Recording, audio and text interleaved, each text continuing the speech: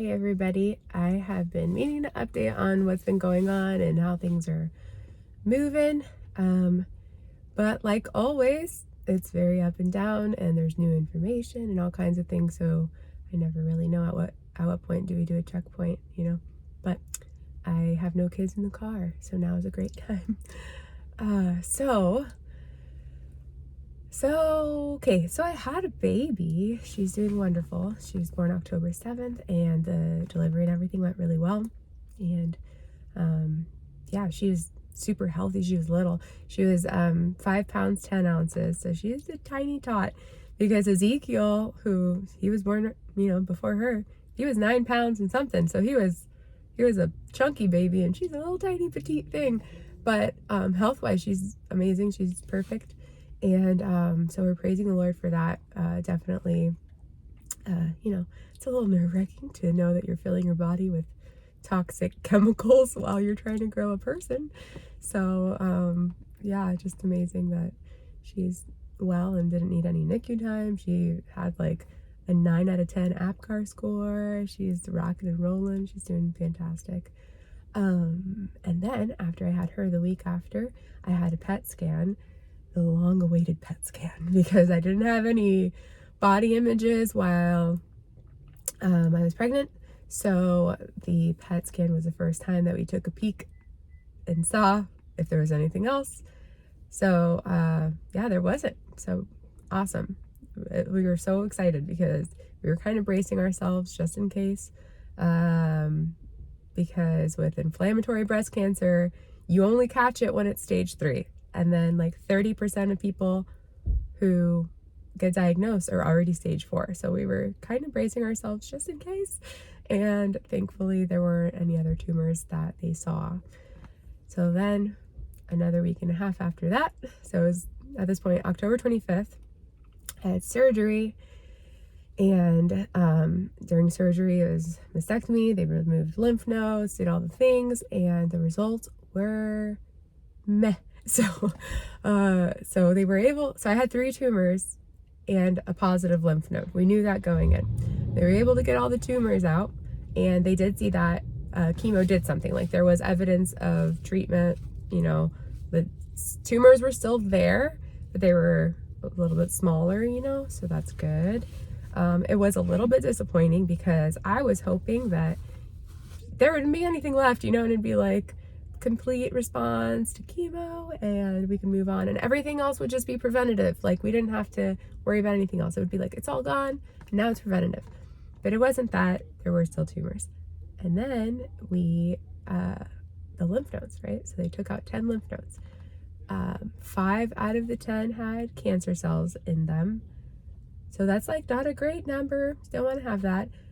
3 of those had tumors, like that they gave me measurements for, like they could measure the tumors. I was like, we didn't know that going in, that I had that many. So yeah, that wasn't great news. And then the worst part of it was that there was something called extracapsular extension, which means that the cancer cells were outside of the lymph nodes, like they busted out. So the purpose of a lymph node is to contain things and whatever. And that's the hope, that it's contained. Hopefully, the hope is to not get cancer, right? Second hope is that it doesn't go to the lymph nodes. And then if it does go to the lymph nodes, you want it to stay in the lymph nodes, because once it's out of the lymph nodes, it's circulating in your body. Well, it got out of the lymph nodes. They tried their best and they lost the battle. So it was in the surrounding tissue. So that's pretty disappointing, because what that means is that there's very likely cancer cells elsewhere, right? Like they just saw the tissue surrounding it and there was some there, and that means that, they also saw that it had a lot of blood vessel interaction, stuff like that. So there's not any tumors. That's what's weird, is like there's not any tumors, right? They got the tumors out and there weren't any in the PET scan.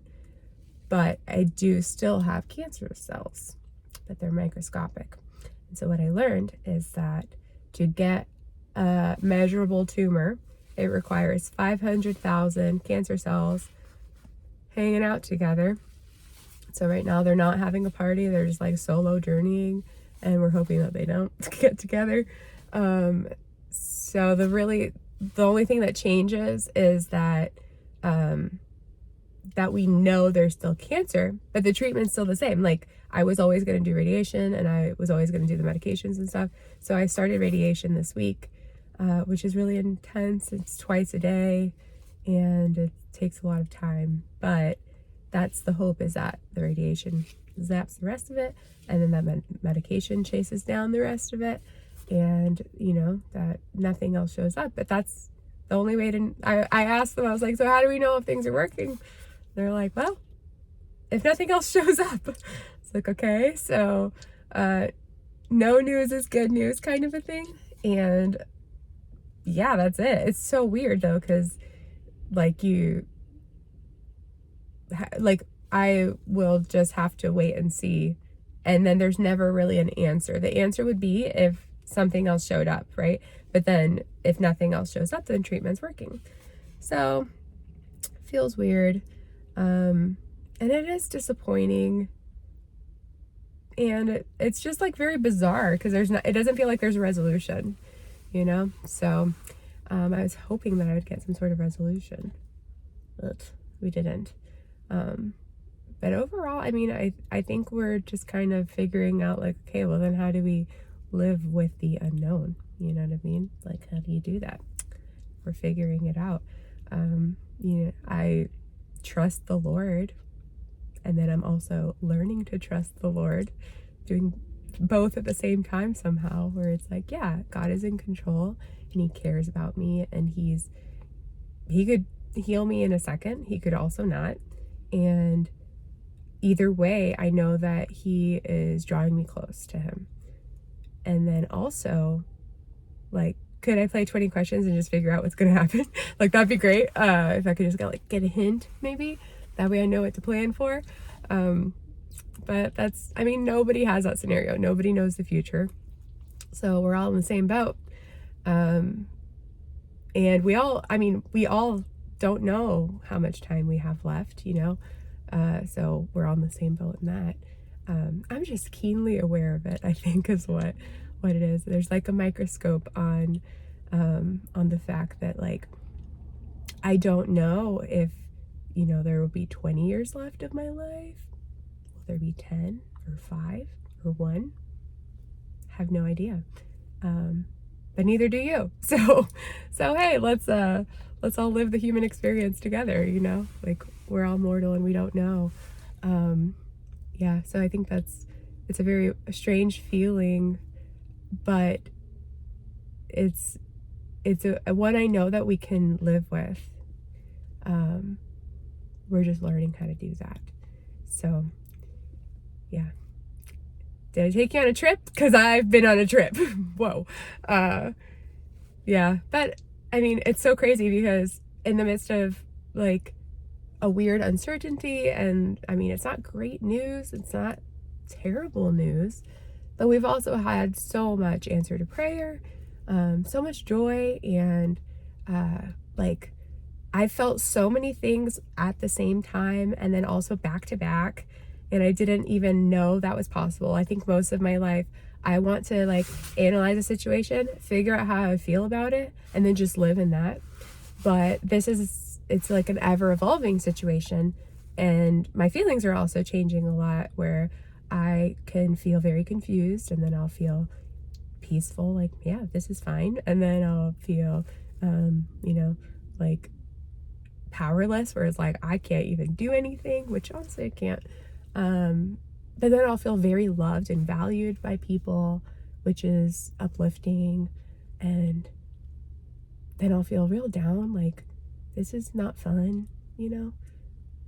And then at the same time, I'm like, man, I've met so many people, and, you know, been able to experience a totally different kind of thing, you know, which has been good in a weird way, and also bad.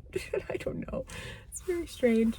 But yeah, I think that's kind of where we're at. There's no news is good news, you know? And so after radiation, I'll be doing endocrine therapy. So going from pregnancy to menopause. So that'll be interesting. I'm forced medical menopause, and then an additional medication that will hopefully help everything to not turn into anything is the goal. So yeah, so we're making moves in our lives to kind of accommodate cancer, because this is just kind of something we'll be living with.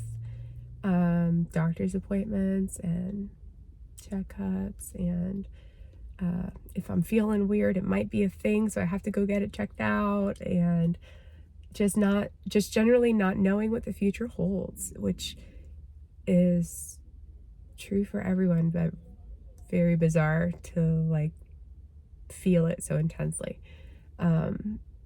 So I feel like on one hand, I want to give cancer as much space as it needs, right? Like I don't want to like ignore things.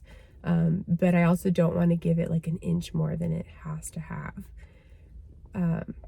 But it does take a lot. Like the past 6 months have been kind of consumed with treatment, and in a lot of ways we're like, this better be worth it. But even in the midst of it, like, this is something I was talking to Sam about, is like, this isn't something that I don't think I'm going to have another side of it. You know, like a lot of people are like, oh, well, when you're on the other side of this, you're going to look back and whatever. Well, I don't know that I'm going to have another side of it. I think this is just it, you know? Like, there isn't another side that I'm going to like get to. This is just it. And so walking through it is part of like how like the Lord uses the time that I'm walking through it. So if I fast forward through everything, I miss out on all of it, you know, like, and then in the beginning we're like, man, I wish I could fast forward 6 months or fast forward a year and just be done with treatment and be fine. But throughout all of it, I've learned, like, yeah, you don't want to fast forward. You want to walk through the fire with the Lord, you know? We're not like jumping over the fire. We're walking through it with the Lord. And, yeah, and I just think that it's like, well, in my life, it's just going to be a slow burn forever or however long, I don't know.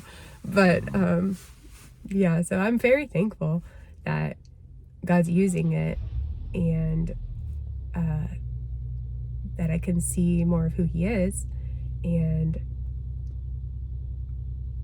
definitely, like, I don't think cancer is a gift, you know, like, I don't think that, but I do think that his presence in the midst of everything is a gift. So yeah, all right, I'm gonna ramble forever, so I need to stop talking. Thank you guys for praying, and